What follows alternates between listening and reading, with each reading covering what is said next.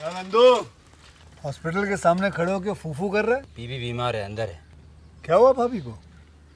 वही औरतों वाली बीमारी। औरतों वाली बीमारी? खर्चा इतना। सिगरेट कितने की? 10 रुपए की। 10 रुपए की? और जेब में कितनी पड़ी? एक और है। मरने के लिए तेरे पास पैसे हैं, लेकिन बीवी को मौत से बचाने के लिए पैसे नहीं है। क्या बक रहा है? ये देख, मौत लिखी है इस पे, मौत। और ये सैनिटरी पैड पे जिंदगी। हंस मत। 2 सिगरेट के पैसे से भाभी को ऐसी खतरनाक बीमारी जो महावरी के वक्त गंदा कपड़ा इस्तेमाल करने से हो सकती है, उससे बचा सकता है।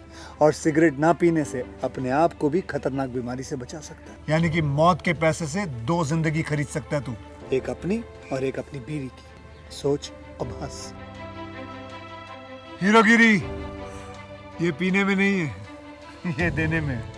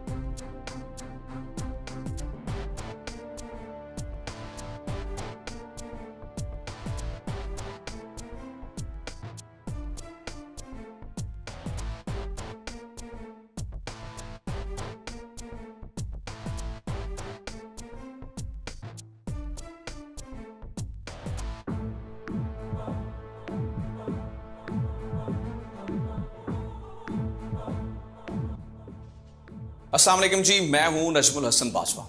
व्यूअर, आज की ये वीडियो बहुत अहम है, क्योंकि आज की इस वीडियो में मैं आपको बताऊंगा कि किस तरह समंदर में पाकिस्तान ने भारत को एक बहुत बड़ी शिकस्त से दो चार किया है, किस तरह से पाकिस्तान एक बहुत बड़ी समुद्री ताकत बन चुका है और पूरी दुनिया की नजरें अब पाकिस्तान के ऊपर लगी हैं।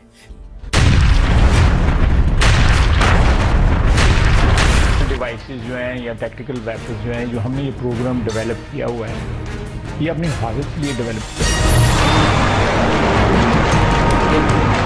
ये हमने डिवाइसेस जो हैं जस्ट एज शो पीसेस। दोनों तरफ तनाव बराबर बना हुआ है, मगर फिलहाल ऐसा भी नहीं कि दोनों देश खुद को जंग में झोंक दे, जंग में कूद पड़ते हैं और फिर कहीं भारत पाक के बीच परमाणु जंग शुरू हो गई तो क्या होगा? तस्वीर भयानक होगी।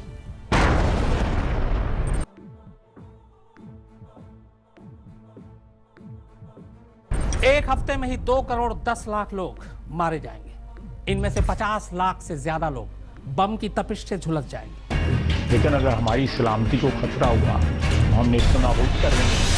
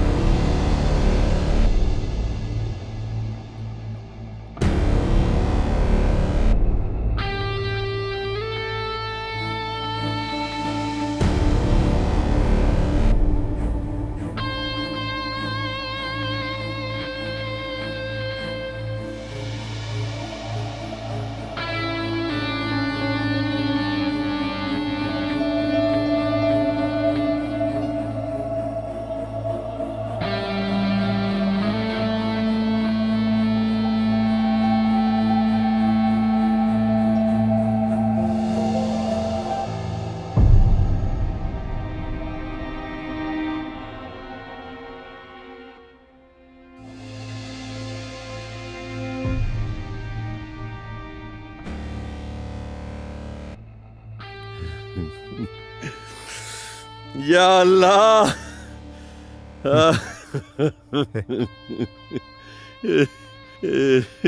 या अल्लाह, शुक्राना शुक्राना शुक्राना। सर कॉन्ग्रेचुलेशंस, आखिर आपने वो फॉर्मूला बना ही लिया जिससे दूसरा देश हमारे देश का बालबांका भी नहीं कर सकता। Thank you Mahesh.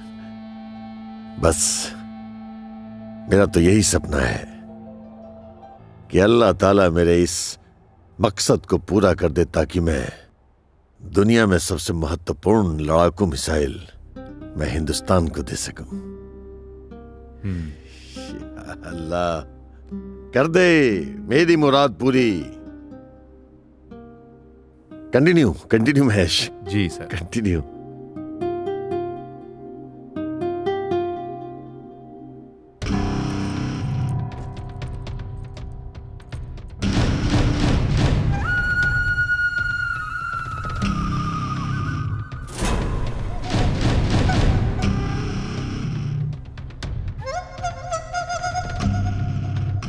Javed, anti missile के कारण भारत का कोई बाल भी बांका नहीं कर सकता है। तुम ऐसा कुछ करो कि उस मिसाइल का फार्मूला हमें मिल जाए, उसके बाद पाकिस्तान का कोई कुछ नहीं बिगाड़ सकता। लेकिन भाई, फार्मूला लेना इतना आसान नहीं है। भारत में तुम्हारे इतने सारे लोग हैं, उन लोगों से पता करो कि वो फार्मूला कैसे मिलेगा। भाईजान, इस काम को अंजाम देने वाला एक ही आदमी है जिसका नाम है सुल्तान। ठीक है, उससे मेरी मीटिंग फिक्स कराओ।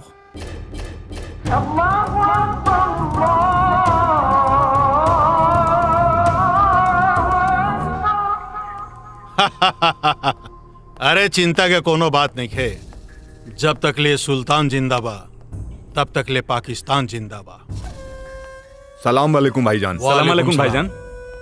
पाकिस्तानी भाई सबके परचम बुलंद रहे इंशाअल्लाह। बैठा तू लोग।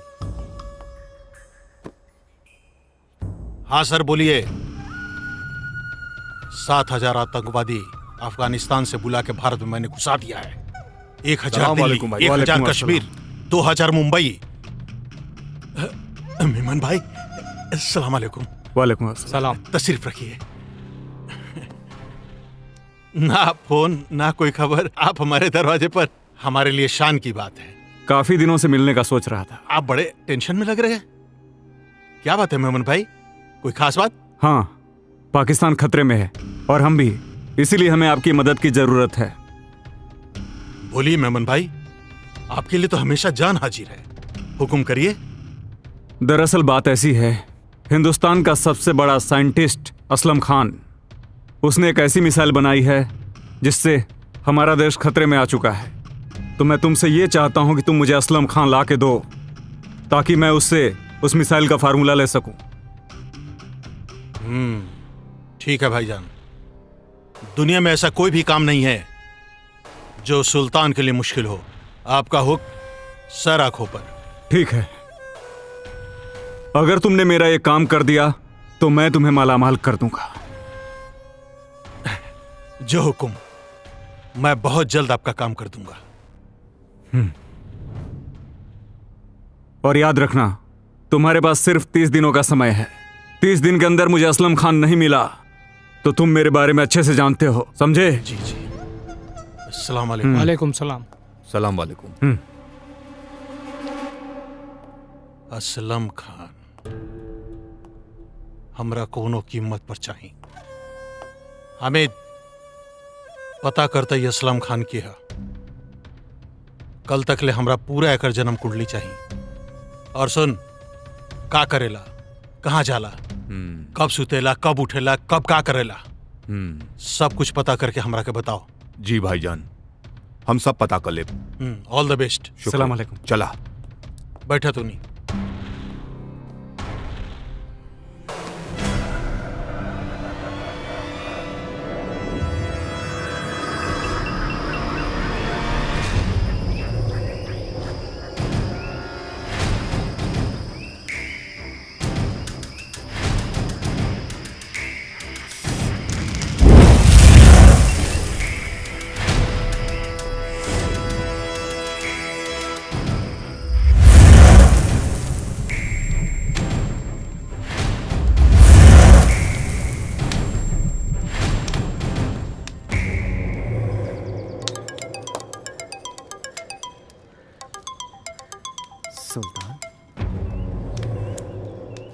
हाँ सुल्तान बोला, बहुत दिन के बाद याद कैला। का करी, काम ऐसन बा कि तोहरा के छोड़ के केहू नहीं के कर सकत। काम बोला। हिंदुस्तान के सबसे बड़ा साइंटिस्ट असलम खान के नाम तो सुन ही होगा, जौन हिंदुस्तान में एंटी मिसाइल के आविष्कार कैले बा।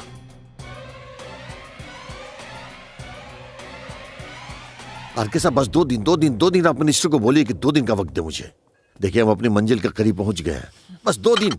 ऐसा है कि ये मिसाइल साहब चाय ठंडा हो खता, दिन रात मेहनत करे नहीं, खाना पीना सब छूट गइल बा। अरे बेगम जान आवा, देखा तेरा मालूम है ना कि हिंदुस्तान के साथ पाकिस्तान और चाइना के कितने टेंशन चल रहा बा।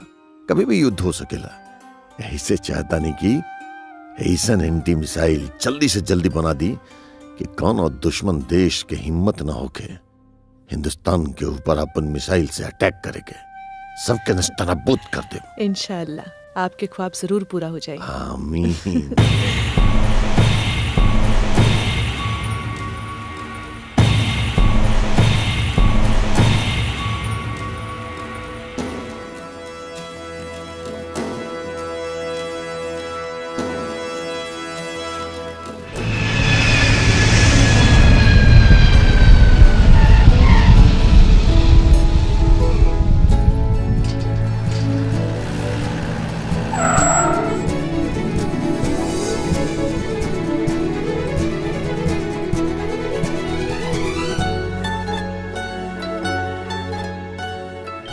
हिना, अरे बिटिया रानी, हेलो। हेलो पापा, कैसन बानी रहुआ?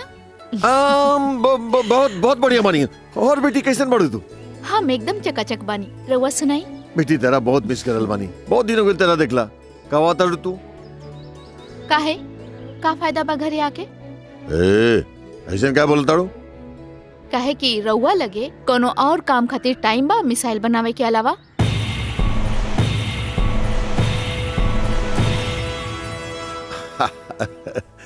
अरे हमारी बिटिया जान, देश से फुर्सत मिलने के बाद ना पूरा वक्त अपन बिटिया के नाम बा। बस तू जल्दी आ जा, बहुत याद आवता तो यार।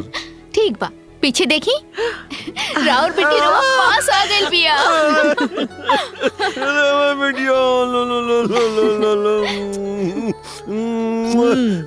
अच्छा, तब से हमनी के बेवकूफ बनावत रहलो। हां बेटी के करबानी रास्ता में कोनो दिक्कत नहीं के ना भेल।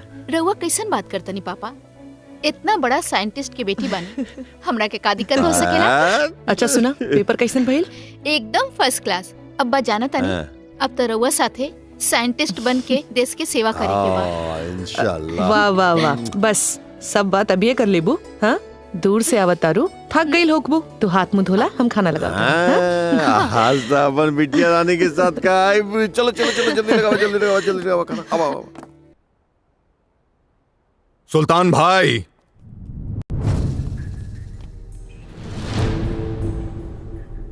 सलाम वालेकुम। सलाम वालेकुम। असलम खान के बारे में खुशखबरी लेके आइल बानी। बोला हामिद, का खुशखबरी बा? असलम खान के अपहरण कइल नामुमकिन बा।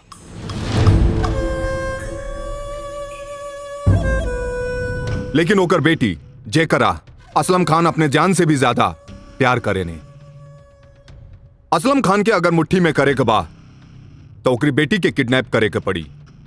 लेकिन ओकरा बेटी के भी किडनैप कइल मुश्किल बा। हामिद, बेवकूफ जैसन बात मत कर।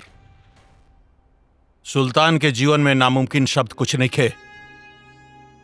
सबसे बड़ा खुशखबरी तो ओकर बेटी ही है। काहे कि ओकर बाप के जान ओकर बेटी में बसेला। बस 24 घंटा ओकरा फैमिली पर ध्यान रख। सुबह शाम, दिन रात, कब उठेला, कहां उजाली, केकरा साथे मिलेली, उठा के ले आओ। कभी तो अकेले राहत हुई। इंसान के सबसे बड़ा कमजोरी ओकर संतान होखेला। ओकरा बेटी के झपट के हमरा लगे लेके आओ। जब ओकर बेटी हमरा मुट्ठी में आ जाए नू, तब देखिए ओकरा के हम अपन कैसे उंगली पर न चाहे। एगो मौका हमरा के भी देके देखी भाईजान। शाबाश टार्जन, शाबाश। ओकर बेटी के तू उठा के ले ली नु तो हम तोहरा के माला माल कर। हमरे पे भरोसा रखी, ओकरे बेटी के किडनैप करके ले आओ तनी हम। जो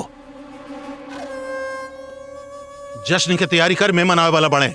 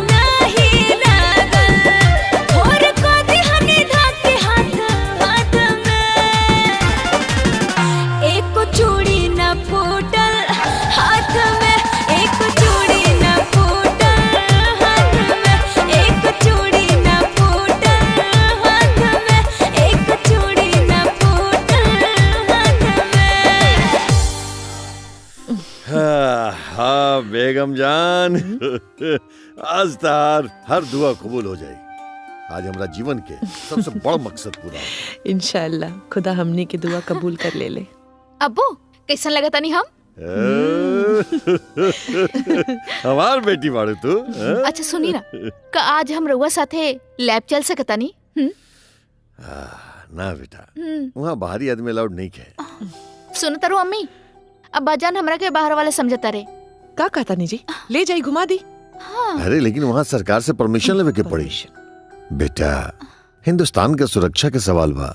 तो का हम घर में अकेले रह के बोर हुई अम्मी? बोली ना।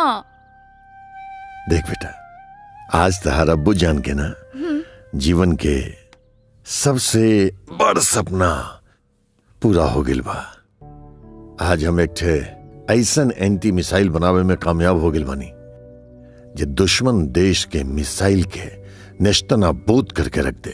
खास करके चाइना और पाकिस्तान के N-90 मिसाइल के ओकरा घर में जा करके तबाह करके आ जाए। पता ना अब्बू, कि पाकिस्तान और चाइना कब सुधरी?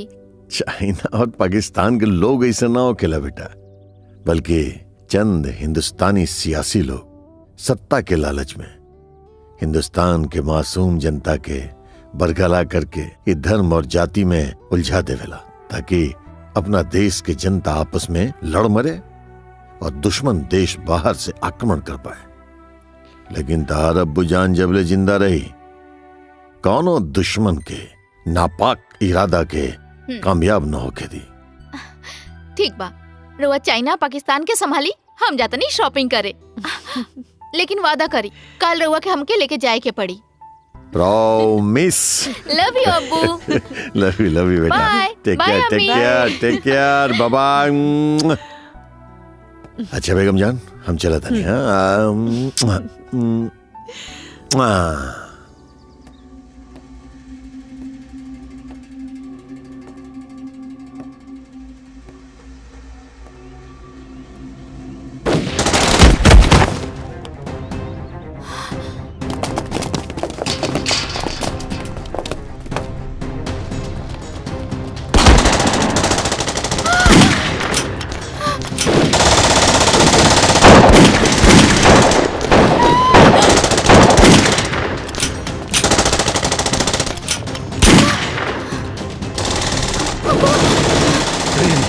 आप लोग अंदर जाइए।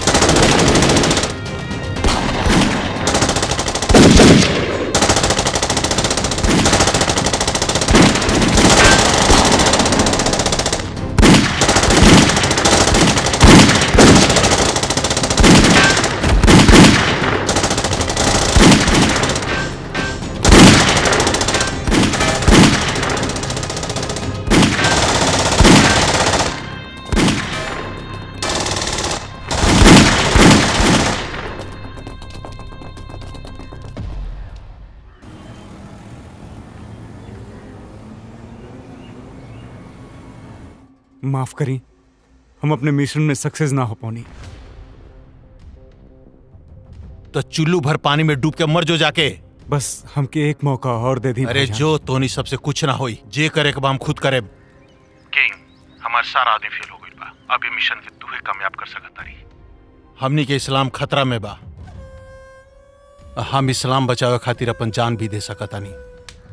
हमार सारा आदमी फेलोर हो चुकल बा और साइंटिस्ट के सबसे बड़ा कमजोरी ओकर बेटी भी यही ना। जब तू ओकर बेटी के किडनैप कर लेबे किंग, तो साइंटिस्ट हमारा मुट्ठी में आ जाई। हम तोरा से वादा करता नहीं कि जब तू ओकर बेटी के किडनैप कर लेबे तो हम तोहरा के माला माल कर देम। ये हमारी इज्जत के बात। काम हो जाए। खुदा हाफिज। रुक किंग, वो लड़की के फोटो हम तोरा के भेज रहल बानी। Good luck.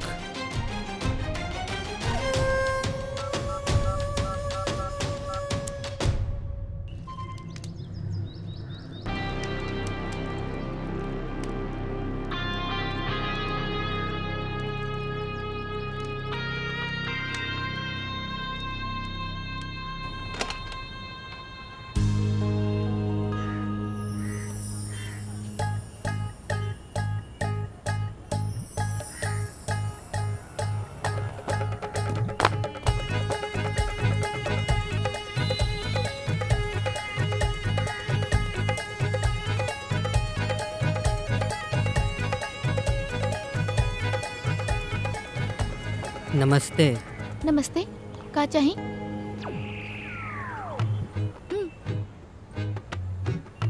का चाही बोला। का चाही? हेलो, का चाही? रउआ। हाँ? का? अगर हमार पति आ गेला तो तोहर मुंह तोड़ दी। काम के बाद बोला, का चाही? रोजा खोले के सामान बा, दे दी ना।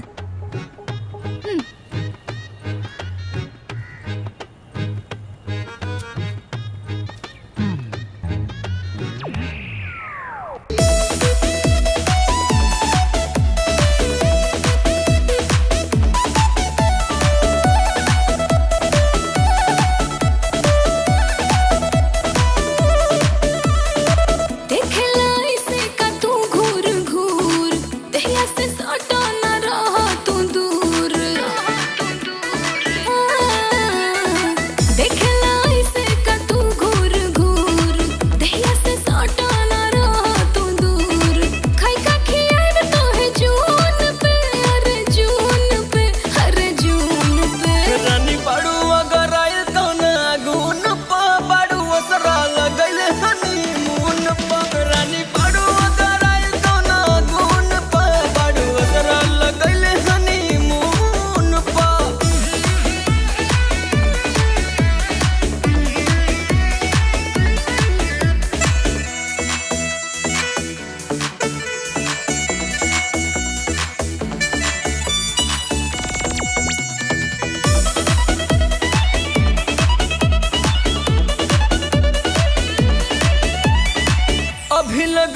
बाटे शादी हो जनी कपार पे चढ़ा लड़की के बारू जतिया नु हो नहीं तो हाथ से बढ़ा तो से होई लगन सब मान गइल सारा टोला मोहल्ला गांव जान गइल रोजे बतियाए में टेलीफोन पर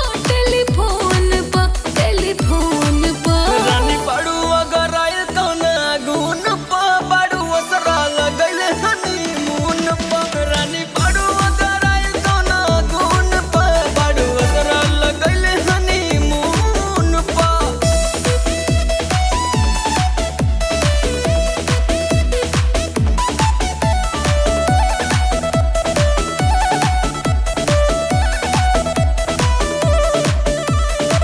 मर बुझाड़ू मजबू बर्तन खनवा बनैबू हो खुटा में के जगह रानी बधाई जैबू हो मन के नैना उड़ाता फर फर हो सर कोता ओढ़निया सर सर हो नाचे मन नागिन के धून पा हाँ धून पा हर धून पा रानी पड़ू अगर आयल तो ना गुन पा बड़ू असरा लगल हनीमून पर रानी पड़ू अगर आयल तो ना गुन पा बड़ू असरा लगल हनीमून पर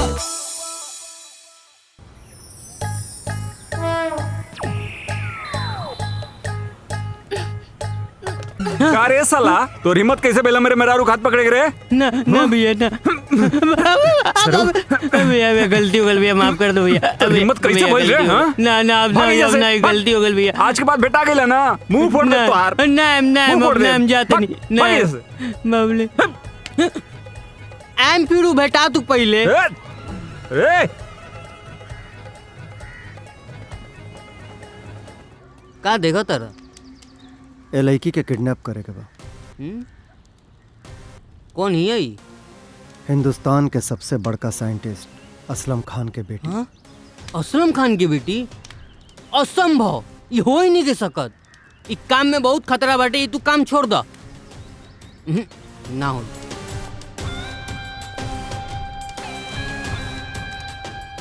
जब किंग सुपारी लेवेला तो ओकरा के पूरा करेला।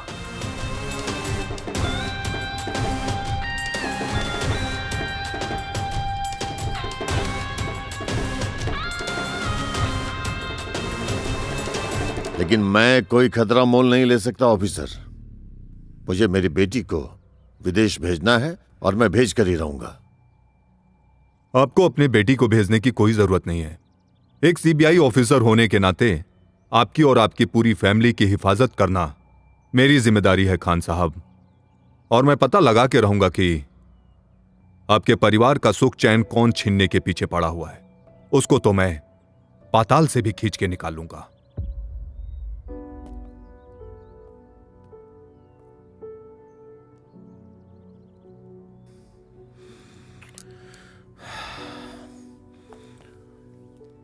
ओके अफसर, अगर आप कह रहे हैं तो मैं आप पर पूरा भरोसा कर सकता हूं।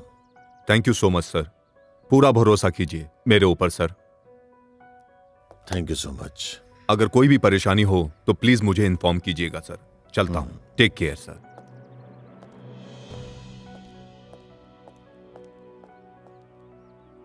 बेटी जान, तू कहीं बाहर न जीवो।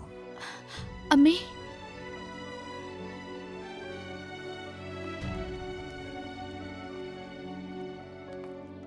अब्बू रउआ खामखा परेशान हो रहल बानी।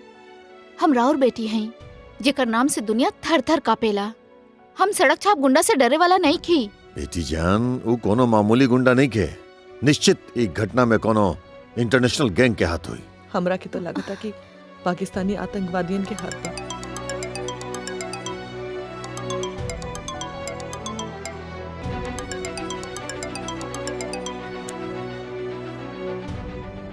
हेलो, अस्सलाम वालेकुम।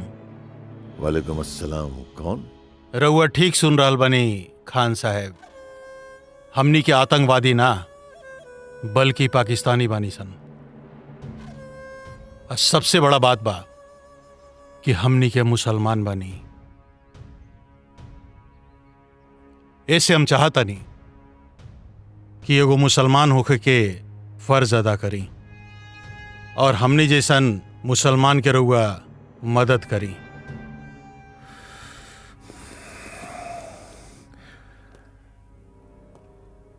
काम की बात करी। हमनी के खुदा के मामूली बंदा बानी जे अपन बिरादर खातिर, अपन जाति खातिर 24 घंटा कुर्बानी देवे खातिर तैयार रहेनी। ऐसे हम चाहता नहीं कि रउआ भी हमनी के मिशन में हमनी के साथ दी, एगो मुसलमान होके के फर्ज पूरा करी। वादा करता नहीं अपने से कि अपने के और अपने के परिवार के कभी कोनो बाल बाका ना होके दे। तू बस अपन काम के बात करा।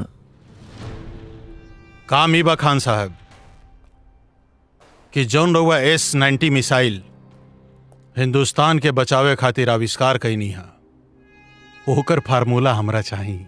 हम वादा करते नहीं खान साहब कि ये फार्मूला के बदले में अरबों रुपया और साथ में राउर परिवार के पूरा सेफ्टी के जिम्मेवारी हमार।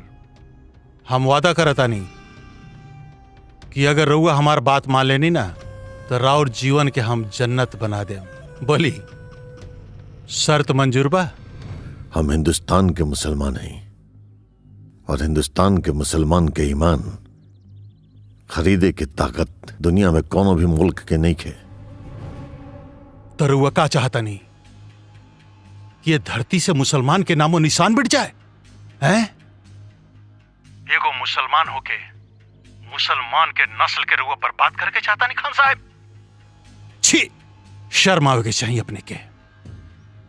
देखिए, आप के हैं हमरा नहीं के मालूम, लेकिन आप एक मुसलमान है, नाते आपकी जानकारी दे दी कि आज तक कौन सच्चा मुसलमान न कभी खत्म भइल बा और न ही आगे भी कभी खत्म हुई। हाँ, तेरा जैसन गद्दार, देशद्रोही, आतंकवादी जन दुनिया में नफरत फैला रहा बा, धर्म जाति के दीवार खड़ा करके दुनिया भर में राज करे के चाहता, वो जरूर खत्म हो जाए। और हाँ, तेरा लोगन के नापाक इरादा के कभी भी पूरा नहीं के होके दे। एकर अंजाम रउआ जानता नहीं खान साहब? जिंदगी बर्बाद हो जाए राउर।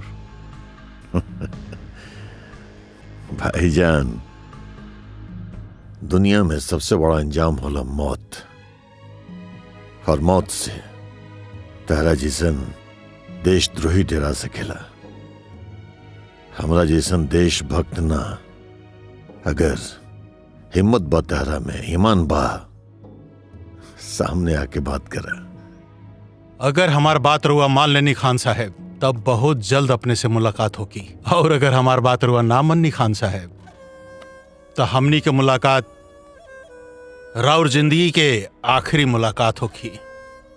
हमनी से टकराए के भूल ना करी खान साहब, भूल ना करी।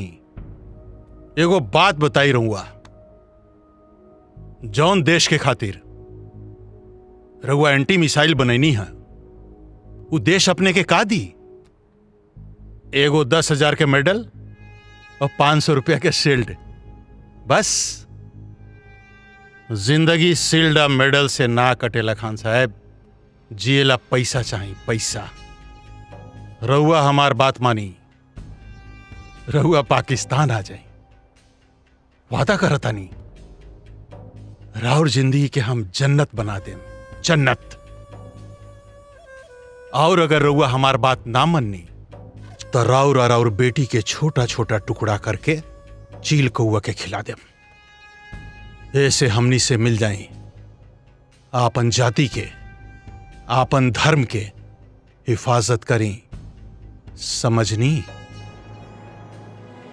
देख भाईजान, तारा चाहत देख लेनी, हमर तो बस एक ही चाहत बा कि जब अल्लाह ताला हमार अंतिम सांस लेकर के जाए, ओकरा बाद हमरा शरीर पर कफन के जगह तिरंगा उड़ावल जाए। खुदा हाफिज।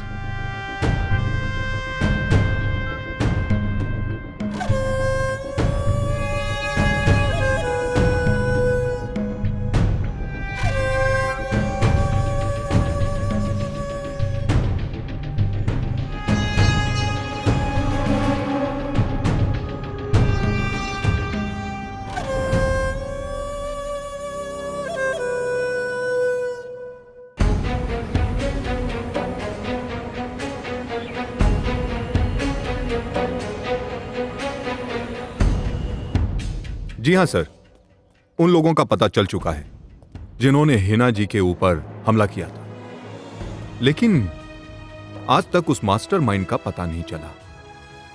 पर हमें भरोसा है बहुत जल्द उनका भी पता चल जाएगा सर। थैंक यू अफसर। आप जैसे काबिल अफसर के रहते हैं देश में कोई भी गद्दार कानून के हाथ से बच नहीं सकता है। Thank you so much sir. Well done job officer. Thank you sir. अब मैं चलता हूं सर। अस्सलाम वालेकुम भाभी जी। वालेकुम अस्सलाम भाईजान। हाय हिना, कैसी हो? मैं ठीक हूँ। अच्छा टेक केयर। हाँ ओके। चलता हूं मैं। बेगम जान जी ई जैसन अफसर के रहते अब हमने लोगन के चिंता करे के कोनो जरूरत नहीं के। ग्रेट अफसर इज।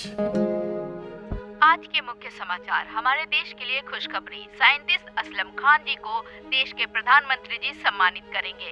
असलम खान जी ने देश की रक्षा के लिए S-19 मिसाइल बनाई है। उनके इस योगदान से हमारा देश और भी सुरक्षित हो गया है।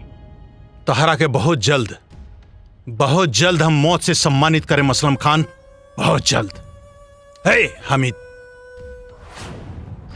किंग के फोन कर। हमरा कोनो कीमत पर असलम चाहे होकर बेटी चाहिए। फोन करो ओकरा के।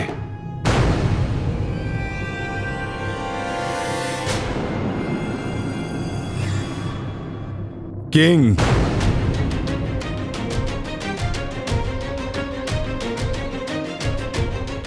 देखा किंग, कितने अजन गार्ड लोग बा।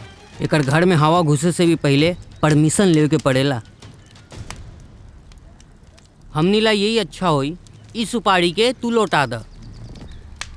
तो के पता बा हमन के धंधा में सुपारी लेके ना लौटावल जाला।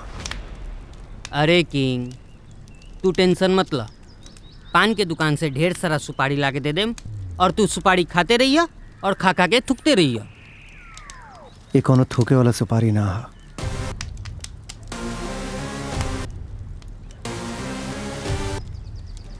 एगो आइडिया बटे हमरा पर। किंग एजेंट से आधा किलोमीटर की दूरी पर असलम खान के घर बा।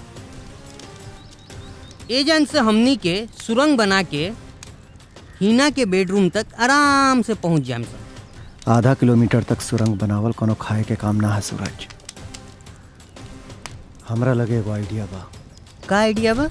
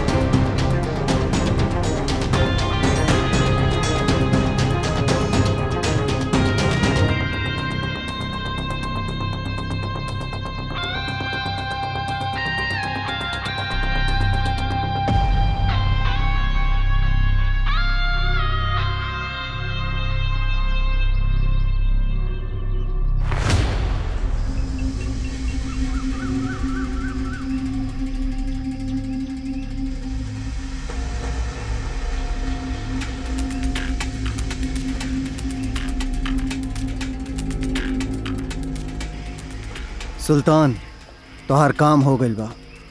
लड़की हमरा कब्जा में भी है। शाबाश शाबाश किंग, हमरा पता रहे ये काम सिर्फ तू कर सकता रे। आज हम बहुत खुश बानी, बहुत खुश बानी, बहुत खुश बानी किंग। हमार विश्वास कर, आज हम तोरा के माला माल कर देम, दौलत से तौल देम।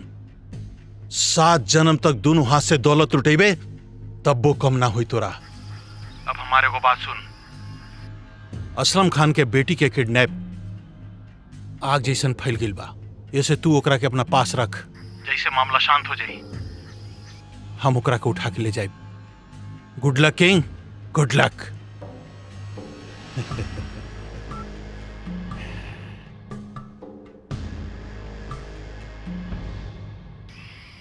कावल किंग, यारी सुल्तान तो हमरा गला में घेंक बांध देलस। कहा था कि लड़की के कुछ दिन अपना साथे रखे के पड़ी। अगर पुलिस लोग एजा ना गल तो टेंशन मत ले सूरज, पुलिस एजा ना पहुंच पाई। चल।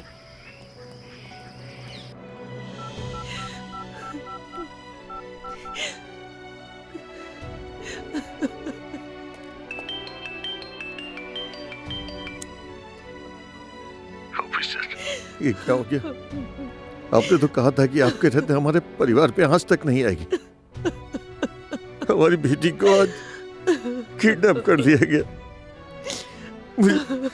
मुझे मेरी बेटी चाहिए ऑफिसर, कैसे भी मेरी बेटी खोज के दे दीजिए ऑफिसर। मैं ये बात फिर आपको दोहरा रहा हूं सर, आप लोगों को चिंता करने की कोई जरूरत नहीं। हिना को कुछ नहीं होगा, मैं हिना को कुछ होने नहीं दूंगा। Please please officer. ठीक है सर, ठीक है।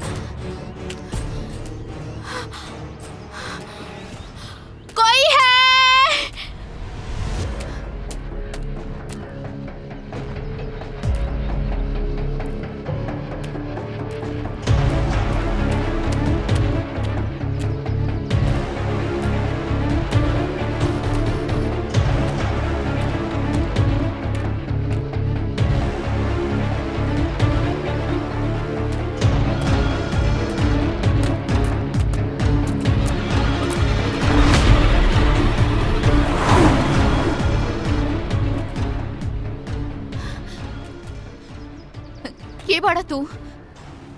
हमरा जाना तरा? हाँ? के बाड़ा तू? बोलत काहे नहीं खा? के बाड़ा तू? तहरा के ता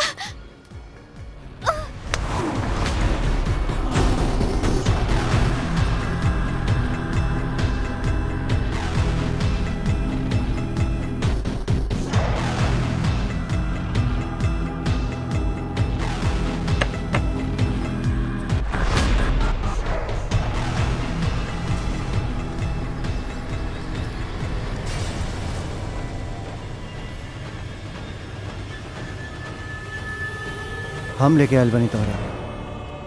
कुछ दिन यही जा रहे के पड़ी। और सुना, ज्यादा चकर पकर कैलू तो हमसे बुरा केहू ना होई। ए सुना, तोहरा जैसन सड़क छाप गुंडा से हम डराए वाला नहीं खी, समझ गईला? हट हमारा रास्ता से।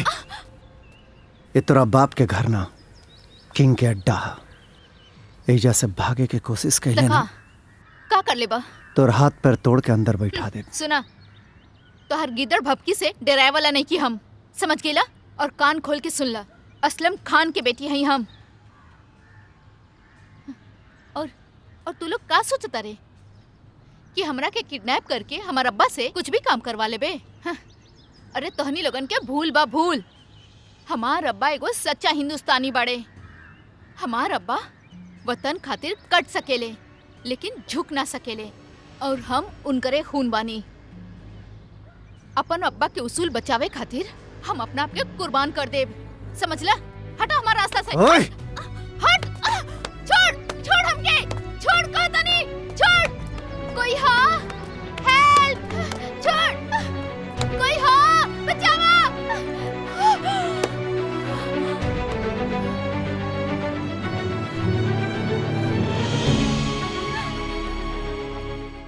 आज भारत के साइंटिस्ट असलम खान की बेटी को कुछ आतंकवादियों ने अपहरण कर लिया है। इसके लिए सरकार ने क्राइम ब्रांच को जल्द से जल्द उनकी बेटी के बारे में पता लगाने के आदेश दिए हैं।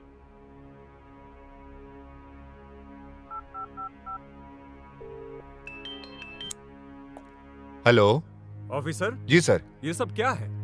इतनी कड़ी सिक्योरिटी के बावजूद हिना का अपहरण कैसे हो गया? ये मेरे लिए ही नहीं, सारे पुलिस डिपार्टमेंट के लिए शर्म की बात है। लोग क्या कहेंगे जब हमारे मुल्क में इतने बड़े साइंटिस्ट की फैमिली सुरक्षित नहीं है, तो हम देश के आम पब्लिक की सुरक्षा कैसे करेंगे? इसलिए 2 दिन में हिना को ढूंढ निकालना होगा। ये हिंदुस्तान की इज्जत की बात है, अंडरस्टैंड?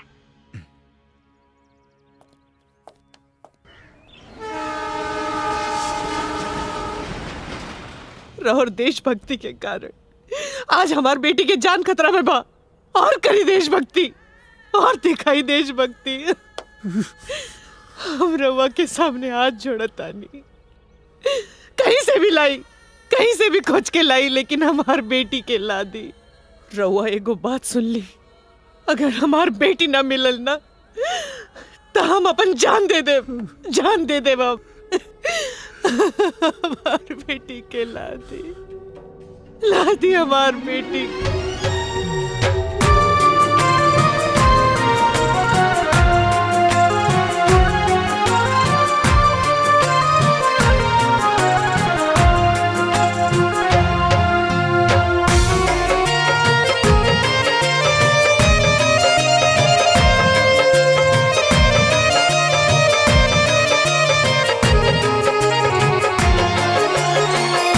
किस्मत का ये खेल है ऐसा, कोई समझ ना पाए।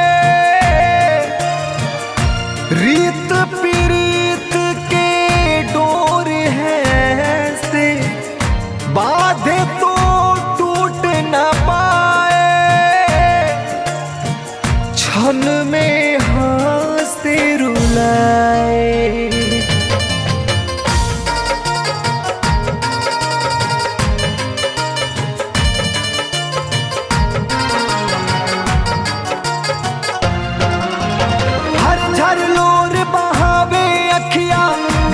बापू माई हो,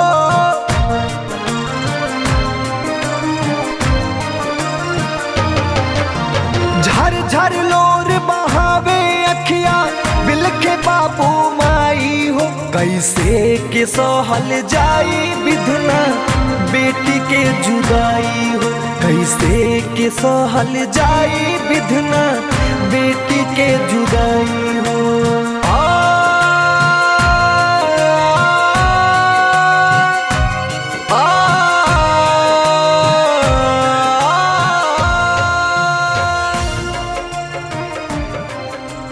गर्मा गर्म खाना इली, गर्मा गर्म खाना खा ली, खाना खाना ली। हमरा के नहीं खाए के खाना वाना, लेके जो अपन खाना। अरे खाना ना खाएम तो भूखे मर जाएम, खाना खा ली तो मर जाइब बोल देने ना एक बार नहीं खे खाए के। प्लीज खाना खा लेके लिया। जाओ अपन खाना वाना। गजब के पागल लड़की भी है। हाँ? खाना के फेंकल जाला का? हाँ नेके खा के तो मत खो, भूखे मर, घमंडी कहीं की। हट।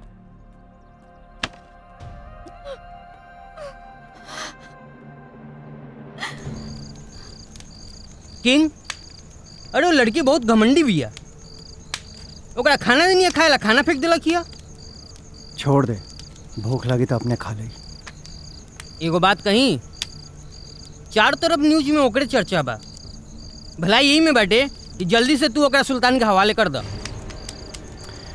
कुछ दिन इंतजार करेंगे।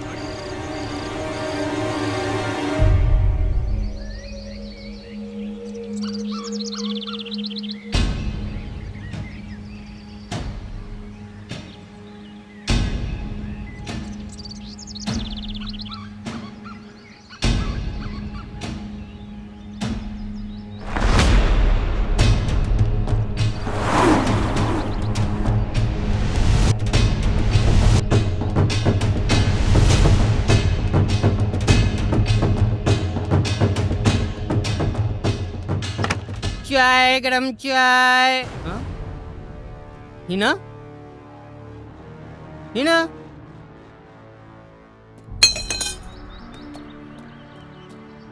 हिना? किंग! किंग! किंग! किंग गजब हो गई, हिना भाग गई। किंग अब सुल्तान की का जवाब दो जाई।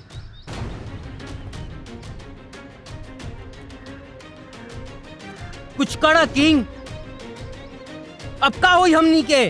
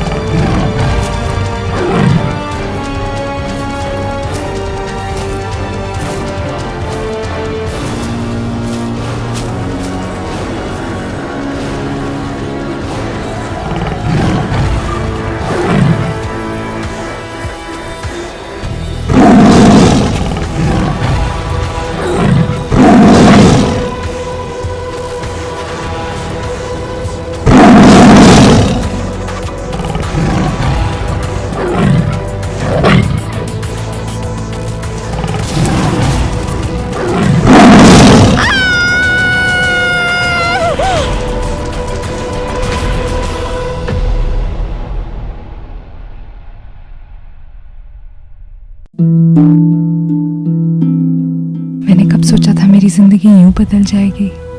सब कुछ इतना अच्छा था, एक अच्छा पति, 2 प्यारे बच्चे, लेकिन तंबाकू ने सब कुछ बदल दिया। अब इस फैलते हुए कैंसर को मेरे चेहरे से काटना पड़ेगा।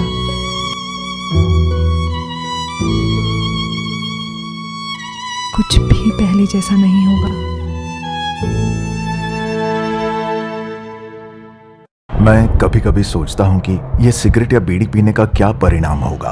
क्या ये मेरे स्ट्रोक का कारण बन जाएगा जो मुझे अपने परिवार पर बोझ बना देगा? क्या ये मेरे फेफड़ों के कैंसर का कारण बन जाएगा? क्या ये मुझे मुंह के कैंसर या हृदय रोग या एम्फीसीमा के करीब लाएगा? अगली बार जब आप सिगरेट या बीड़ी पीने की सोचें तो खुद से पूछें, ये सिगरेट या बीड़ी पीने का क्या परिणाम होगा? तंबाकू आज ही छोड़ें। सहायता के लिए 1800-112356 पर कॉल करें या मिस्ड कॉल दें 01122901-701 पर।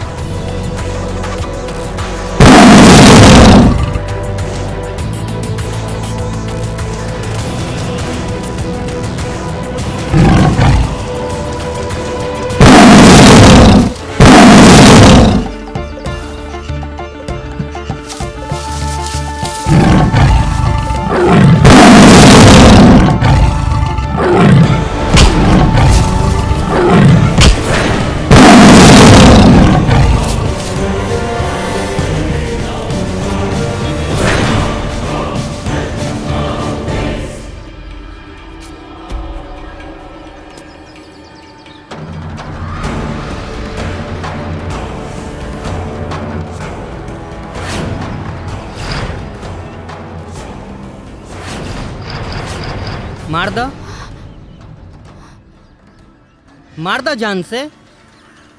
जौन आदमी तोरा के बचैलस ओकरे के तू जान से मारे के कोशिश करता रू। हाँ, शर्म नहीं लागत तारा? तारा भागे के बारे तो तू भाग जा, लेकिन हमरा के तू अनाथ मत कर। जे तेरे तहार अब्बा जान देश के खातिर नाम रोशन कैले, ओई तेरे किंग के बाबूजी भी नाम रोशन कैले हिंदुस्तान के। हम तारा के बताओ तनी किंग के बाबूजी के विषय में।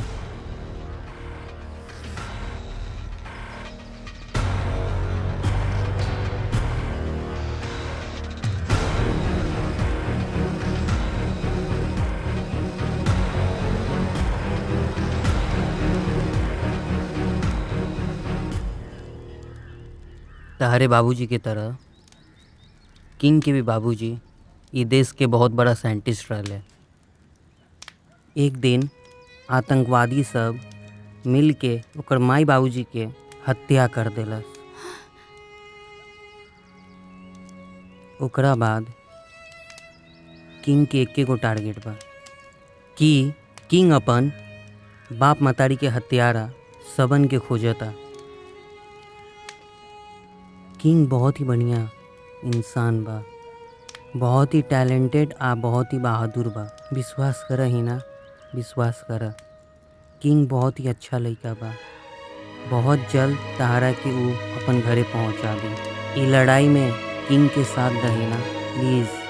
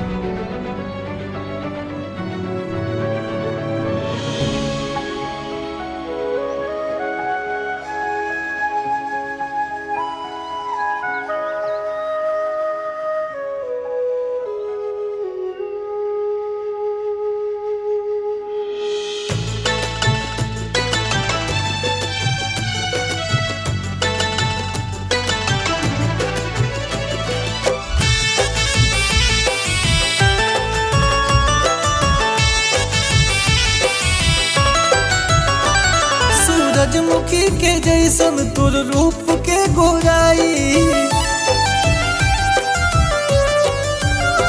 देखी खिलल बदन के चंदा गयो शरमाई।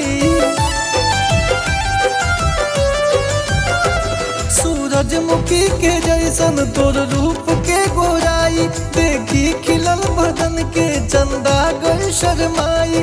घूंघट में हमरा घरे परिया गइल, ओ राम जी मिलन के घड़िया गइल, ओ राम जी मिलन के घड़िया गइल।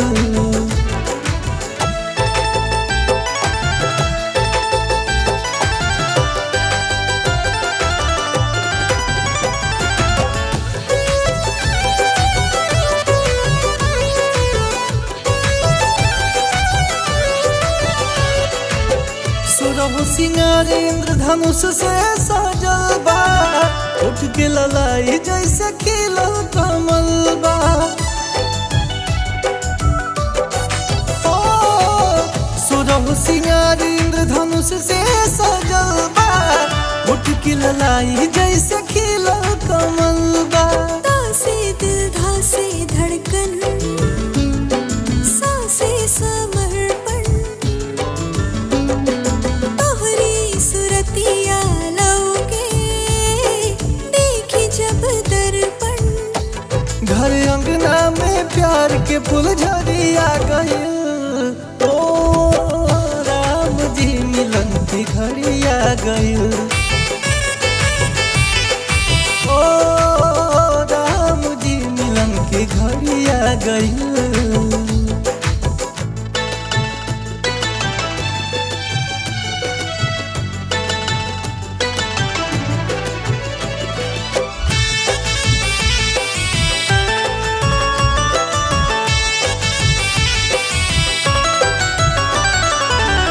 उठेला पलक लागे भइल बाया जोरिया, रूपवा के देखी घटा बहके नजरिया।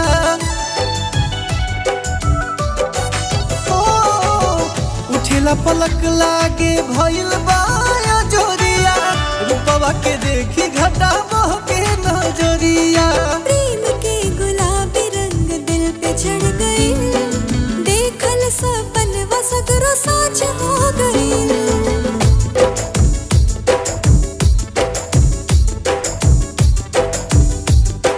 रब के चली कारीगरिया गइल, ओ राम जी मिलन की घड़िया गइल,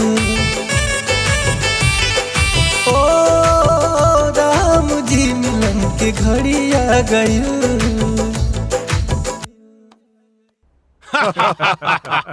वाह सुल्तान भाई वाह, तुमने हमारा दिल जीत लिया है। Thank you thank you. अब लगाओ उस असलम खान को फोन और उसकी बेटी का सौदा करो। एक बार अगर फार्मूला हमारे हाथ लग गया तो इंशाअल्लाह हिंदुस्तान की बर्बादी का जश्न इस बार हम लोग ईद में मनाएंगे। इंशाअल्लाह। मेमन भाई अभी मैं उसको फोन लगाता हूँ। आज मैं बताता हूँ पाकिस्तानी में कितना दम होता है।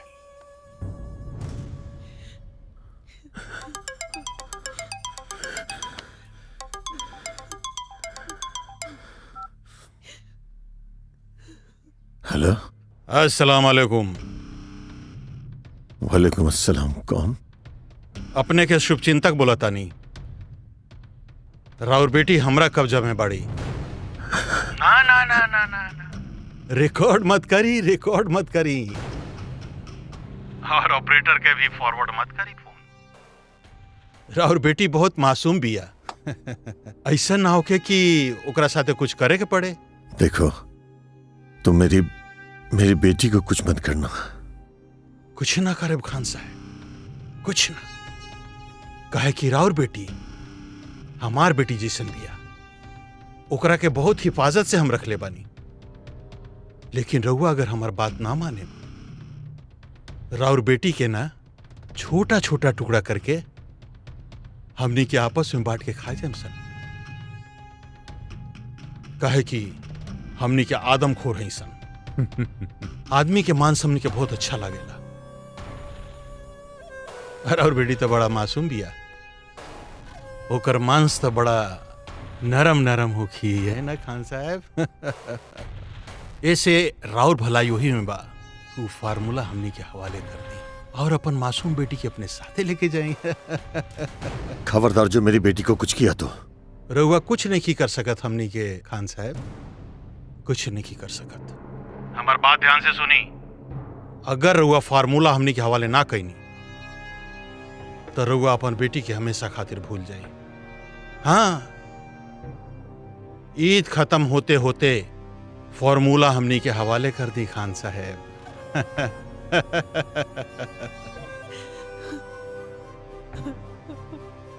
खान साहब, हमनी के बात रहुआ मान ली।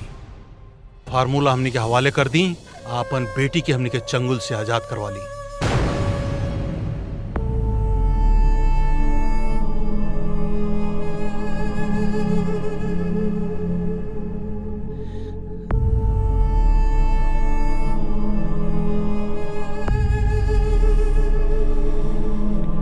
बेगम जान,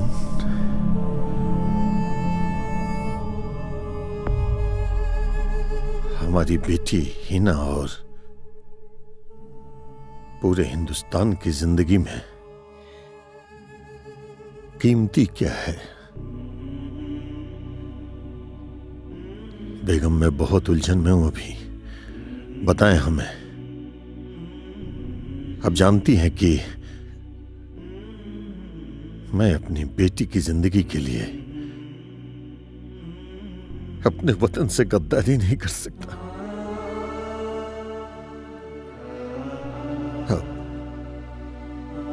अब कुछ बोलिए बेगम जान।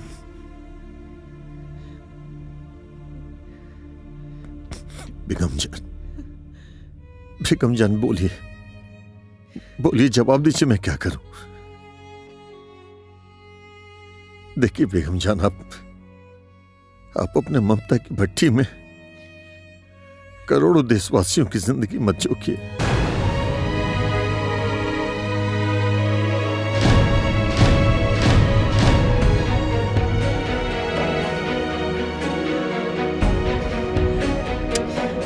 बेगम जान, क्या कर रही हैं आप?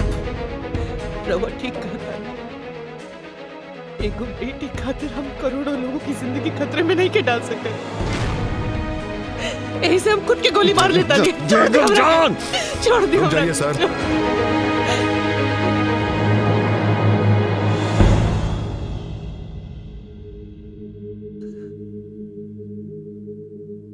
क्या कर रहे हैं ये आप लोग?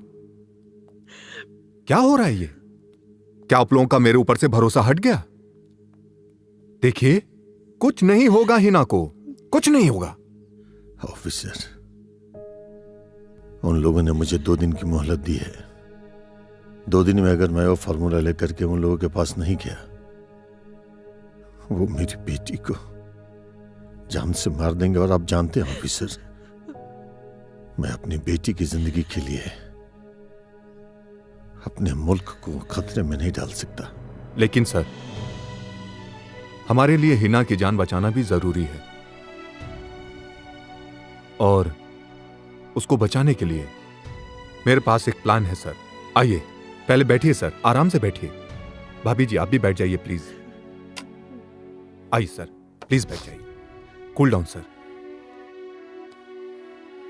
अब मेरी बात ध्यान से सुनिएगा।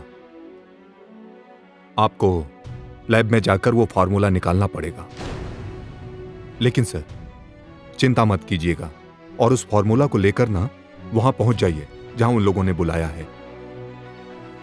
देखिए, परेशान होने की कोई जरूरत नहीं है इसमें।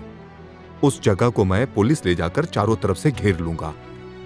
इससे क्या होगा, हिना की जान भी बच जाएगी और जो इस देश से गद्दारी कर रहे हैं वो गद्दार लोग भी पकड़े जाएंगे और वो फॉर्मूला फिर से हमारे हाथ में आ जाएगा। हाँ, ये भी सही बात बा। ये जी सुनी, इससे हमारे बेटी की जान भी बच जाए और गद्दारन की सजा भी मिल जाए। मान ली इनका। हाँ सर, एक बार यकीन कर लीजिए सर, मैं आपके साथ हूं। भरोसा रखिए मेरे ऊपर और पूरा देश आपके साथ है। परेशान होने की कोई जरूरत नहीं है सर। और हाँ, मैं भी चलूंगा आपके साथ में।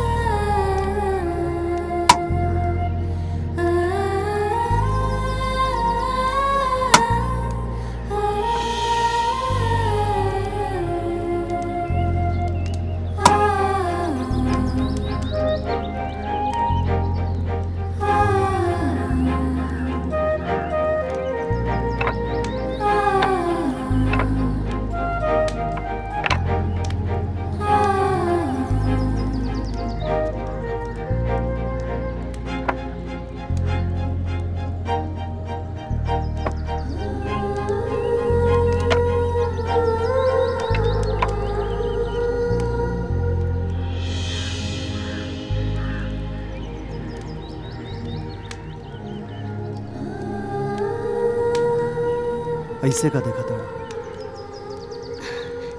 कुछ ना, तोहरा के देखा था नहीं।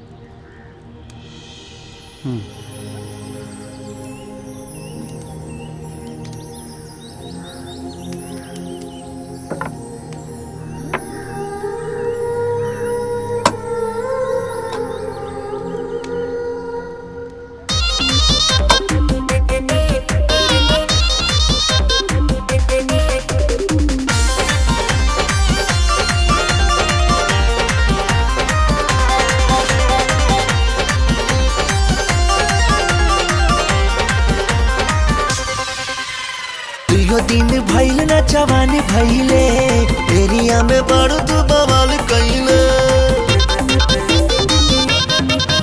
एहो दुइयो दिन भइल ना जवानी भइले, एरिया में बड़ तू बवाल कइले। चढ़ती उमिरिया 18 लगलू कहर जा काढ़, लगलू कहर जा काढ़।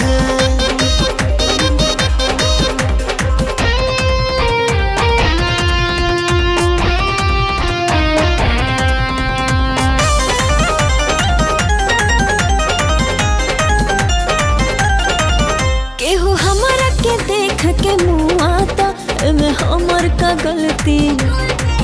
जब ब्यूटी देखई बुआ से तो गाड़ी काहे न पलटी। केहू हमरा के देख के मुँह आता, एमे हमर का गलती। जब ब्यूटी देखई बुआ से तो गाड़ी काहे न पलटी। सच कहतनी दिने दहाड़े लगलू कहरे जा काढ़। हाय लगलू कहरे जा काढ़।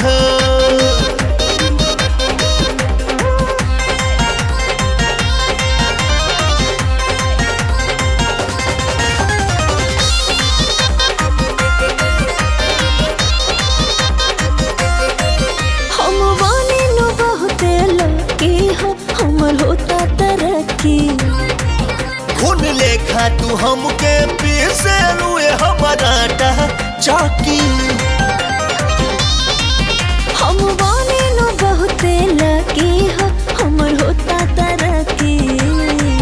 खून हमके पीसे नुए हमारा चौकी कह रखिया तो सीना फारे लगलो कहते जा काढ़े लगलो कहते जा काढ़े।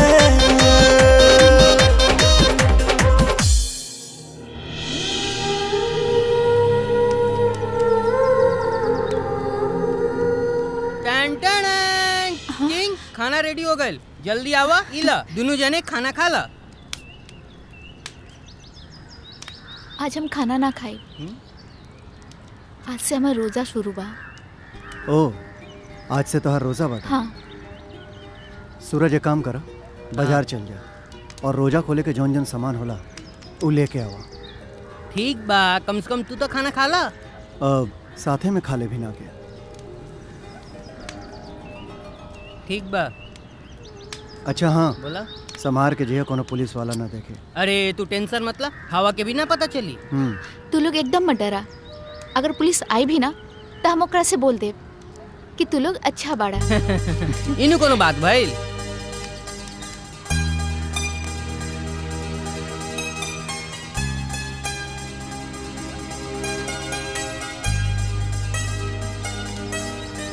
हाँ भाई, का सोचा था? कुछ ना, हर साल रमजान के महीना में हम अपन अम्मी और अब्बू के साथ रहत रहनी, और इस साल है ना अकेलापन का होला, ये हम समझ सकेले।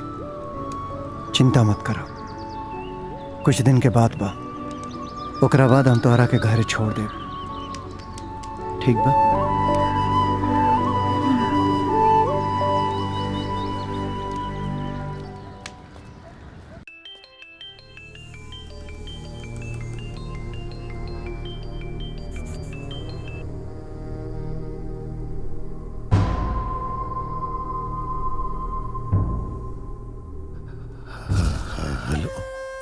का सोचनी खान साहब? हाँ मैं तैयार हूँ। गुड। रहुआ साबित कर देनी असलम भाई कि रहुआ असली मुसलमान है। अब हम अपने के फोन करब कि फार्मूला कहाँ लेके आवे के बा। चिंता मत करी, राउर बेटी के कुछ भी ना होई, कुछ भी ना होई, ये हमार वादा बा। हामिद, जावेद। जी भाईजान। असलम खान हमनी का फार्मूला देव खातिर तैयार हो गई। मुबारक हो मेमन भाई, मुबारक हो। आपको भी मुबारक। तैयार हो गया वो। अब हमारे पाकिस्तान का टेंशन खत्म। इस साल का ईद लाएगा पाकिस्तान में खुशियां और हिंदुस्तान में मातम। चलो जल्दी से उसकी बेटी को उठा के लाते हैं। जरूर जरूर। चीयर्स। चीयर्स। पाकिस्तान का परचम बुलंद रहे। इंशाअल्लाह। ऑफिसर। जी सर। हमारे हिंदुस्तान की जान और हम सबका मान सम्मान आप ही के हाथ में है। भले ही यह कदम सिर्फ आपके भरोसे उठाया है, पर हमारे देश को कुछ नहीं होना चाहिए। आप चिंता मत कीजिए सर, कुछ नहीं होगा। मैं आपके साथ हूं, पूरा देश आपके साथ है। आपको फिक्र करने की कोई जरूरत नहीं है। आपके इस प्लान के साथ वो गद्दार लोग जो हैं वो पकड़े जाएंगे। जिसने हमारी हिना को किडनैप करने की हिम्मत की है, उन सबको खत्म करना है सर। अपने देश को बचाना है इन गद्दारों को सबक सिखाकर।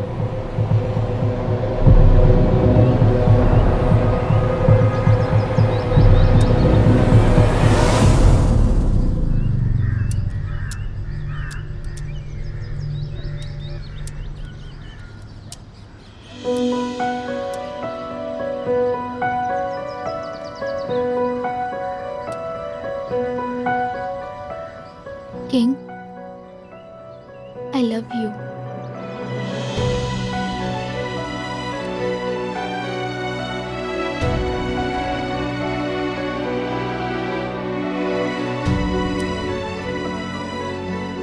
कुछ बोला ना, इतना भाव काहे खातर? जवाब द। बोला ये प्यार इश्क मोहब्बत में हमके कोनो दिलचस्पी नहीं है, और वैसे भी सब बकवास बात बा।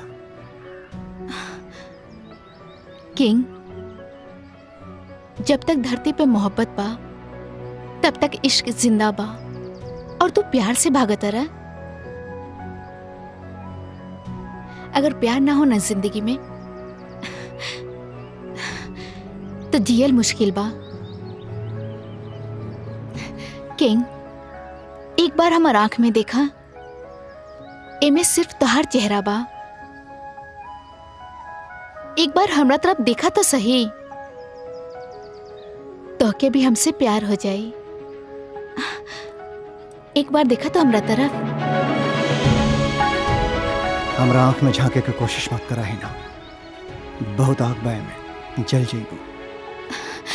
ठीक बा, हम तो हर मोहब्बत के आग में जले चाहता नहीं।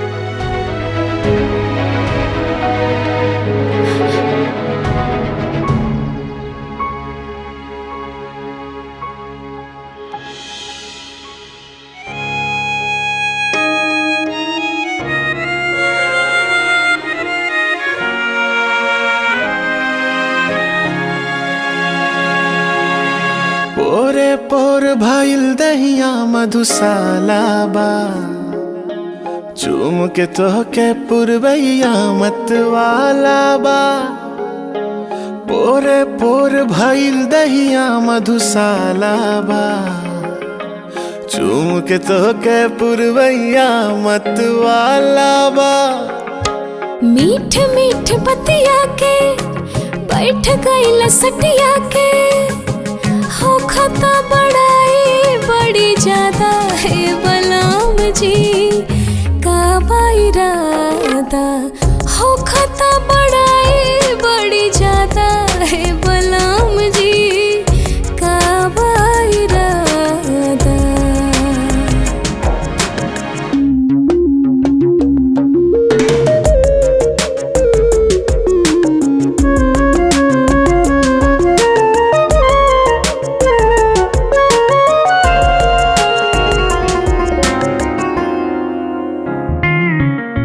जब मन करे आ जाला तू के तोहके ने बतावले बा। गजरा गजरा बिंदिया बाली होठ लाली परी कवले बा।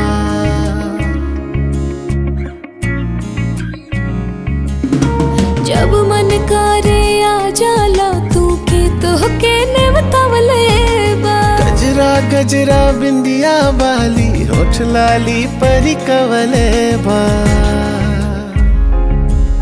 ऐसे धैला कवारी रोआ रोआ देवे गारी, लाजे लजा के भनिया धाए बलराम जी का इरादा।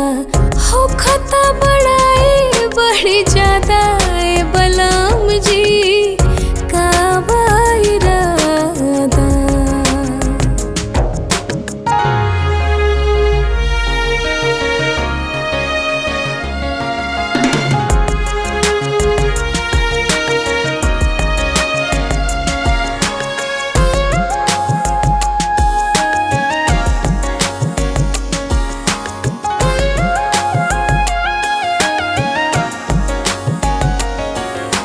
धीरे धीरे बढ़ गईला तू प्यार में हद से आगे हो। मदहोशी में डूबल बाड़ू छुहते अगिया लागे हो।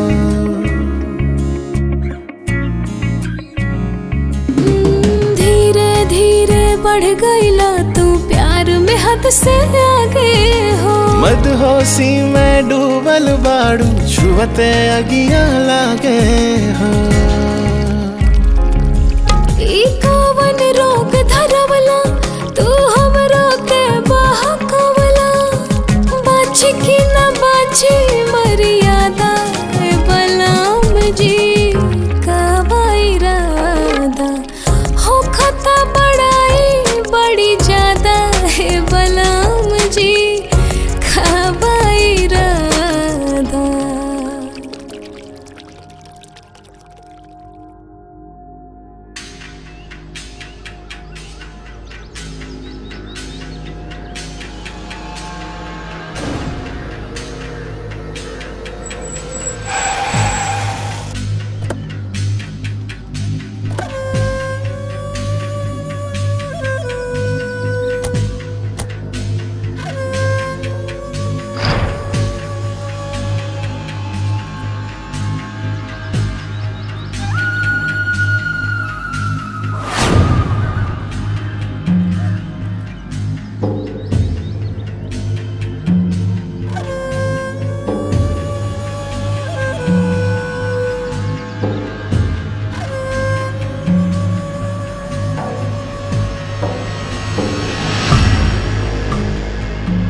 इले किंग, एमे इतना डॉलर बा कि 7 जन्म तू दोनों हाथ से लुटेबे तब वो कभी खत्म ना होई।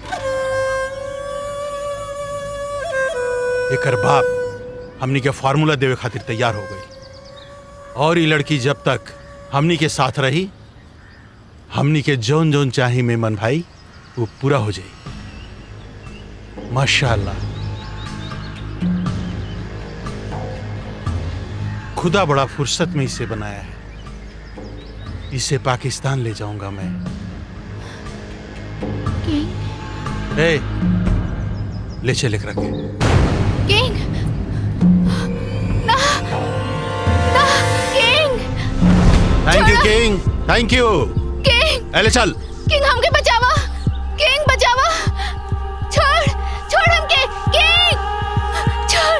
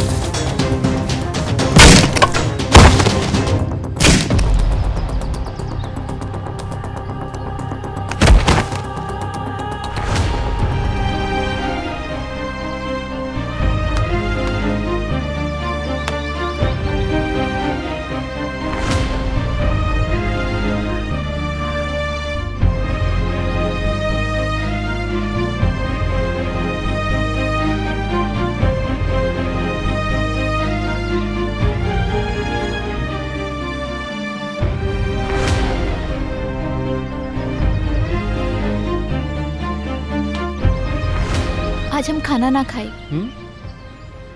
आज से हमारा रोजा शुरू बा। ओ, आज से तो हर रोजा बाटे। हाँ। ठीक बा, कम से कम तू तो खाना खा ला। साथे में खा ले भी ना के।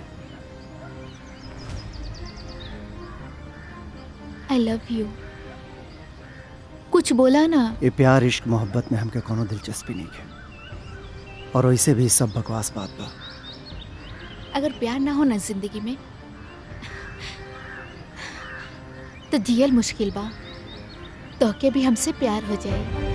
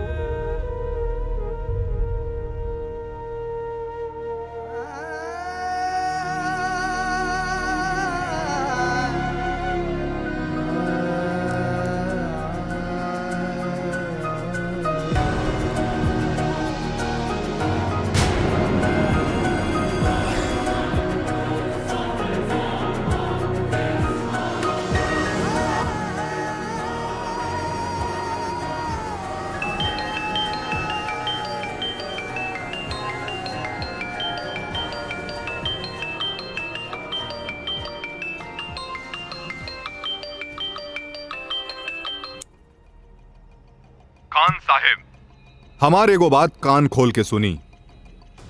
हम जौन पता बतावत आनी वहां रउआ चुपचाप पहुंच जाई। और एगो बात ध्यान में रखें, आर्मी और पुलिस हमनी के पसंद नहीं खे। समझ गई नी? अब हमरो बात ध्यान से सुनी। अगर पुलिस के खबर कईनी तो राउर बेटी के हमेशा खातिर यमलोक पहुंचा दे। और एक और बात सुन लीजिए खान साहब, आपको कहाँ आना है ये मेरे आदमी आपको बता देंगे। और हाँ, ज्यादा होशियारी करने की कोशिश की ना तो आप और आपकी बेटी को मार दिया जाएगा।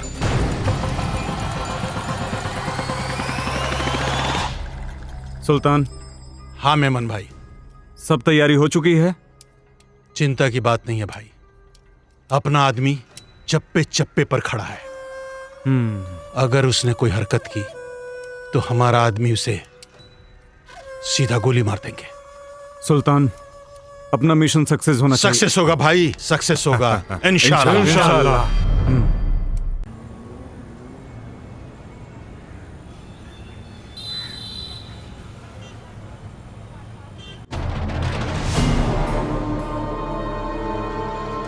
पेन ड्राइव लेके आए हैं? हाँ, पेन ड्राइव तो मेरे ही पास है, पर यहाँ कोई पुलिस फोर्स नहीं दिख रही है। नहीं, सब अंडरग्राउंड है। आपको चिंता करने की कोई जरूरत नहीं है। बस अब आप यहां से अकेले जाइए। दुश्मन बहुत चालाक है। अगर हमको साथ देख लेंगे तो हिना की जान को खतरा हो जाएगा। आप जाइए सर, हम अटैक के लिए तैयार हैं। भरोसा रखिए। कुछ गड़बड़ तो नहीं होगा? नहीं नहीं, कुछ नहीं होगा, मैं हूं ना।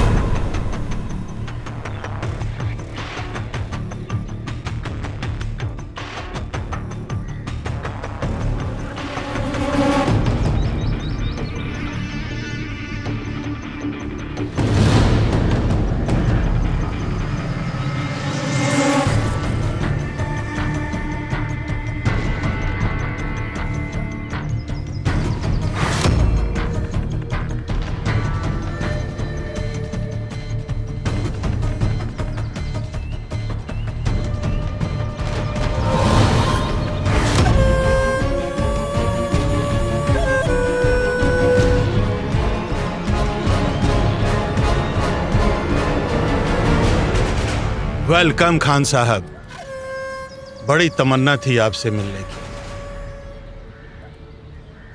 फार्मूला हमारे हवाले करिए। पहले आप लोग मेरी बेटी को मेरे हवाले करें। हामिद, खान साहब की इच्छा पूरी करो, लेके आओ। इनको इनकी बेटी से मिलो।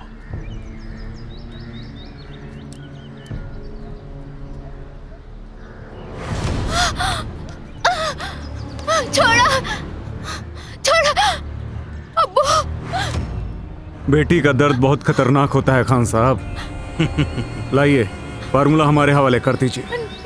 देखिए, आप लोग यह फार्मूला कहीं ले भी नहीं जा सकते, क्योंकि इंडियन आर्मी चारों तरफ से इस जगह को घेर चुकी है। आप लोगों का यहाँ से फार्मूला लेकर बाहर निकलना नामुमकिन है। दिन में ख्वाब नहीं देखते खान साहब। दीजिए, फार्मूला हमारे हवाले कीजिए। लाइए खान साहब, लाइए। नहीं अब्बू, ये फार्मूला इनके हवाले मत कीजिएगा। इन गद्दारों के हवाले ये फार्मूला नहीं होना चाहिए अब्बू। मेरी जिंदगी से बहुत कीमती है ये फार्मूला। और अब्बू जान, वतन के लिए मरने का मौका बहुत किस्मत वालों को मिलता है। मैं तो खुदा से यही कहूंगी कि जब भी मुझे धरती पे भेजे, मुझे ऐसी ही मौत दे जो मौत हजारों करोड़ों लोगों की जिंदगी बचा सके। अब्बू जान, ये फार्मूला इन्हें मत दीजिए। अपना वादा निभाइए अब्बू जान, अपना वादा निभाइए। मुझे मर जाने दीजिए, मुझे मर जाने दीजिए अब्बू जान। मत दीजिए ये फार्मूला, मत दीजिए अब्बू जान, मुझे मर जाने दीजिए। बारूद, बेटी बम। छोड़ो मुझे।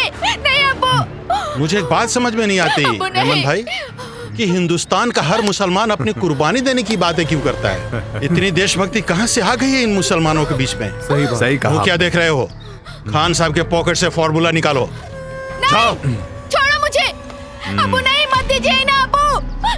छोड़ो छोड़ो छोड़ो मुझे। अबू अबू नहीं नहीं अबू।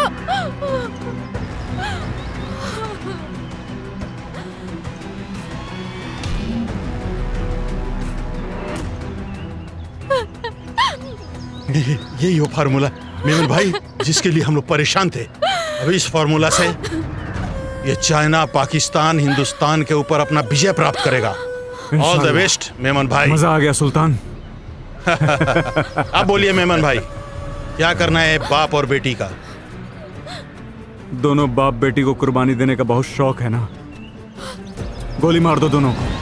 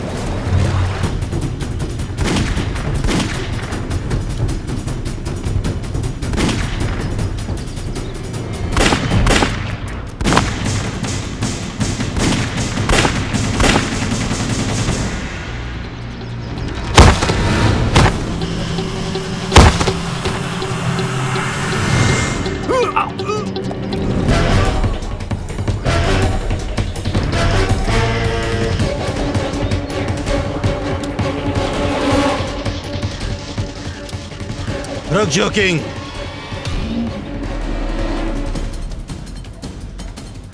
गन डाउन, गन नीचे कर।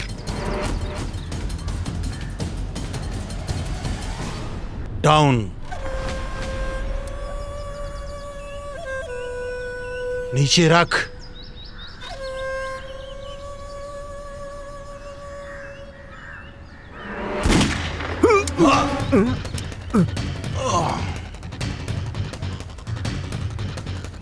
कारे किंग, हमरे खातारी हमरे ऊपर गोली चलाओ तारी।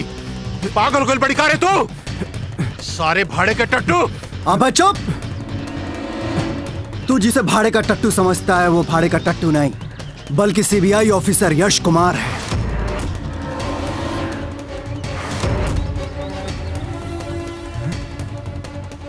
मैं तेरी गुलामी सिर्फ इसलिए करता रहा ताकि मैं तेरे गेम के मास्टरमाइंड तक पहुंच सकूं। अरे असलम खान के किडनैपिंग की खबर तो सरकार को पहले हो गई थी, फिर भी मैं इस गेम का हिस्सा इसलिए बना रहा ताकि तुम जैसे गद्दारों को बेनकाब कर सकूं।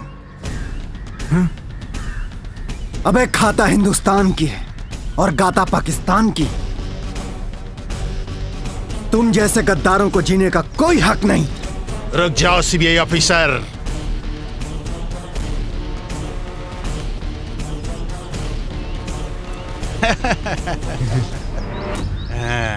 गन नीचे। नीचे नीचे नीचे।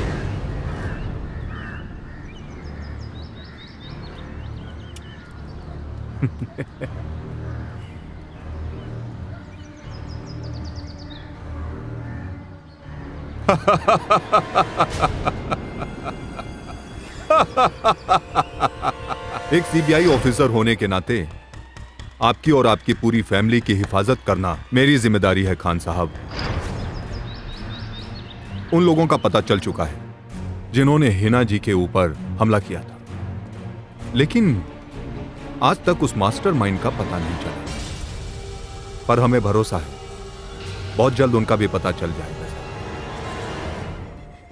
थैंक यू अफसर। आप जैसे काबिल अफसर के रहते हैं देश में कोई भी गद्दार कानून के हाथ से बच नहीं सकता है।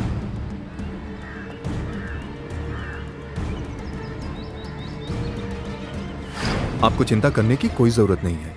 बस अब आप यहां से अकेले जाइए। दुश्मन बहुत चालाक है, अगर हमको साथ देख लेंगे तो हिना की जान को खतरा हो जाएगा। और मुझे यहां देखकर हैरान हो गए खान साहब। क्या करें, कुछ पाने के लिए कुछ खोना पड़ता है, हैं? अगर मैं ये सब ड्रामा नहीं करता ना तो फॉर्मूला मेरे हाथ कैसे आता? गद्दार, देशद्रोही, मुसलमान के नाम पे कलंक। तुम लोग चंद पैसों की खातिर अपने ही देश को दुश्मन देशों के हाथों बर्बाद करने का सौदा कर रहे हो। अरे गद्दार मैं नहीं, गद्दार तो तुम हो। एक मुसलमान होकर अपने कौम को तबाह करने के लिए ऐसे मिसाइल बनाते हो। हिंदू मुसलमान का बंटवारा करके कब तक हुकूमत कर पाओगे तुम लोग? अब हिंदुस्तान का मुसलमान जाग गया है। तुम जैसे आतंकवादियों के झांसे में अब हिंदुस्तान का कोई मुसलमान आने वाला नहीं है। हट! अरे हैदर भाई, क्या इसका बकबक सुन रहे हैं? जिसको पाकिस्तान ले जाने की तैयारी करिए, फॉर्मूला हम लोगों के पास आ गया है। इन दोनों को ले जाओ और पाकिस्तान ले जाने की तैयारी करो। मैं जाकर उस सीबीआई ऑफिसर को ठीक करता हूं। चल, इन दोनों को हेलीपैड पे लेके चलो। चलिए खान साहब, चलिए। हाँ तो देशभक्त सीबीआई ऑफिसर यश कुमार, तुम्हारे साथ क्या किया जाए?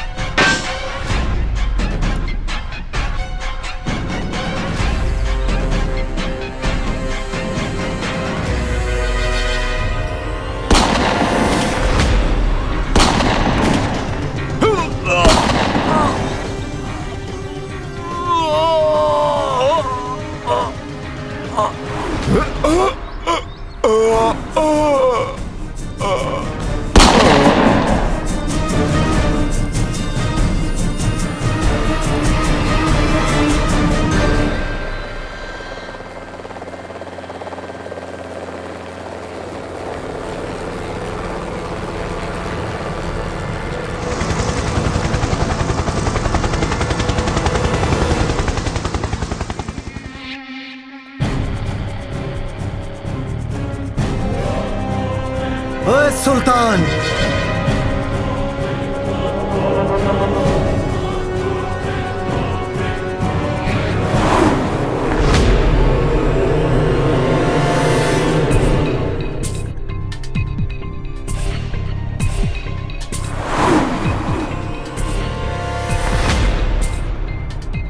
सुल्तान, हिंदुस्तान की सरजमी पर जब जब तुम जैसे देशद्रोहियों की तादाद बढ़ेगी, तब तब किंग जैसा देशभक्त तुम सबों का नामो निशान मिटाने के लिए पैदा होता रहेगा।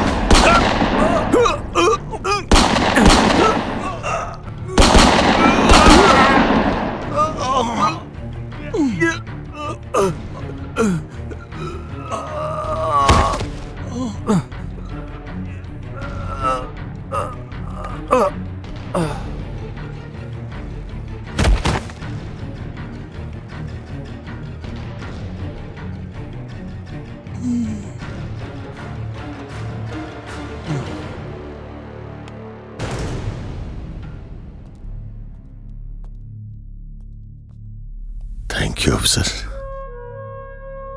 आज इन गद्दार और इन आतंकवादियों की वजह से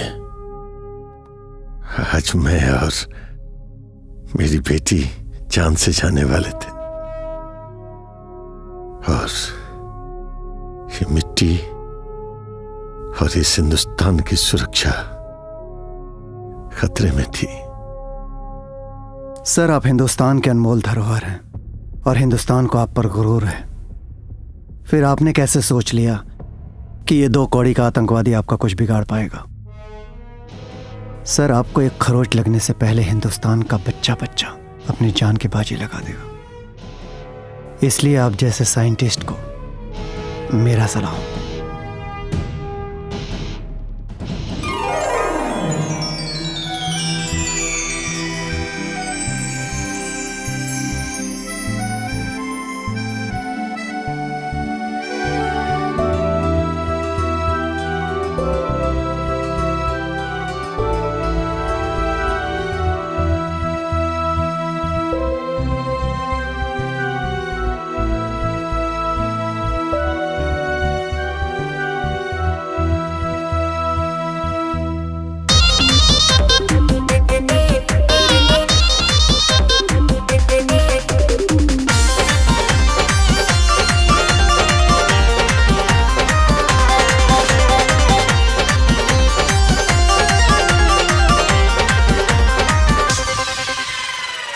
दिन भइल ना जवानी भइले एरिया में बड़ तू बवाल कइले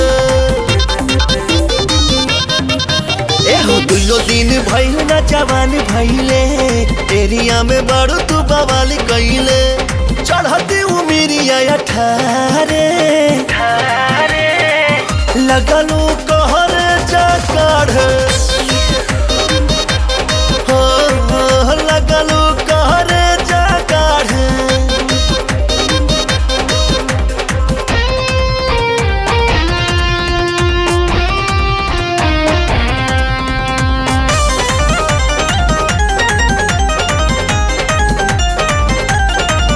केहू हमरा के देख के मुँह आता एमे हमर का गलती जब ब्यूटी देखई ऐसे तो गाड़ी काहे न पलटी केहू हमरा के देख के मुँह आता एमे हमर का गलती जब ब्यूटी देखई ऐसे तो गाड़ी काहे न पलटी सच कहतनी दिने दहाड़े लगलू कहरे जा काढ़ हाय लगलू कहरे जा काढ़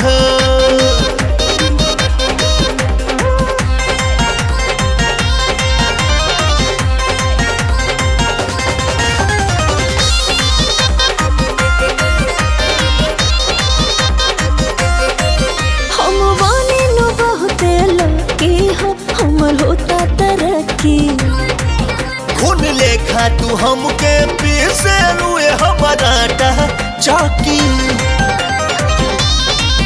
हम वानी नु बहुते लकी हो हमर होता तरक्की खून लेखा तू हमके पीसे लुए हमारा चाकी तोहर रखिया तो सीना फारे